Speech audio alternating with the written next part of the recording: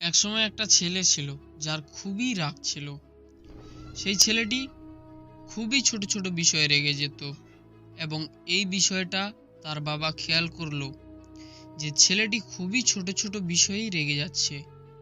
তখন তার বাবা ছেলেটির কাছে গেল এবং ছেলেটিকে কয়েকটি পেরেক দিল এবং একটি হাতুড়ি দিল এবং বলল, তোমার যখনই রাগ হবে, যখনই তুমি রেগে যাবে, তখনই একটা পেরেক এই দেওয়ালের মধ্যে গেঁথে দিবে এবং যখন তোমার মাথা শান্ত হয়ে যাবে তখন সেই দেওয়াল থেকে পেরেকটি বের করে নেবে।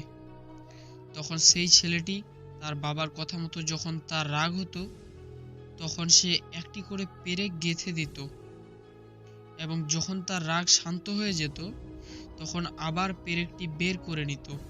এমন করতে করতে অনেক দিন হয়ে গেল এবং একদিন ছেলেটি তার বাবাকে বলল যে, বাবা, তুমি আমাকে এমনটা কেন করতে বলেছিলে? তখন তার বাবা তাকে নিয়ে সেই দেওয়ালের কাছে গেল এবং তার ছেলেকে বলল যে, তুমি দেওয়াল থেকে পেরেক বের তো করে নিয়েছো, কিন্তু দেওয়ালে তো এখনো ফুটো আর দাগ রয়ে গেছে।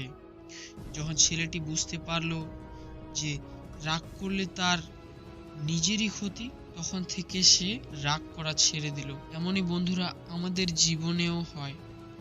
আমরা যখন রাগ করি বা রাগ করে কাউকে কখনো কোনো কিছু বলি, আমরা কিন্তু সেই মুহূর্তে বুঝতে পারি না যে আমরা কি বলছি এবং কি করছি।